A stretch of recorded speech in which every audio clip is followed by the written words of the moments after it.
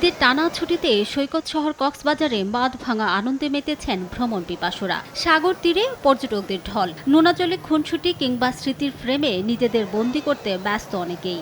গত 6 দিনে কক্সবাজারে এসেছেন প্রায় 6 লাখ পর্যটক। সবাই সবার মতো আনন্দ করতেছে, সবার ফ্যামিলিটা ভালো লাগতেছে। একটা বছরে যত দুঃখ কষ্ট বা যত কিছু সব একদম ধুয়ে মুছে যায়। সবাই মিলে একটু চিল করার জন্য সেই জন্য সাগরের পাড়ে আসে। ঈদের ষষ্ঠ দিনেও দর্শনার্থী ও পর্যটকে মুখর খাগড়াছড়ি জেলার বিভিন্ন পর্যটন ও বিনোদন কেন্দ্র।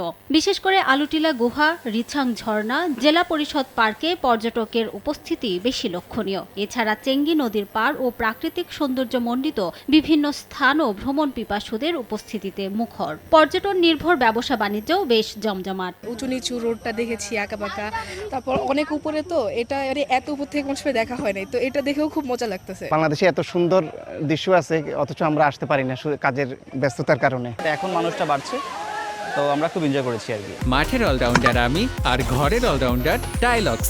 টাইলক্স টয়লেট ক্লিনার, ক্লিন মানেই টাইলক্স। অবসর সময় কাটাতে বিভিন্ন বিনোদন কেন্দ্রে ভিড় করেন রাজধানীবাসীও। চিড়িয়াখানা ছিল দর্শনার্থীদের পদচারণায় মুখর। বাঘ ভাল্লুক দেখে প্রাণী জগৎকে জানছে শিশুরা। 1 সপ্তাহ বা 10 দিন ছুটি আমি দেখিনি, এই জন্য মানুষ একটু ঘুরতে পারতেছে একটু সময় নিয়ে। হাতি দেখলাম, বাঘ দেখলাম, লায়ন দেখলাম।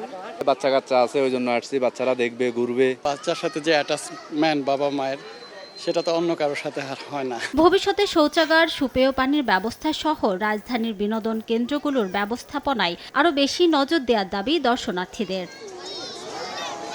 রিমু সিদ্দিক, সময় সংবাদ।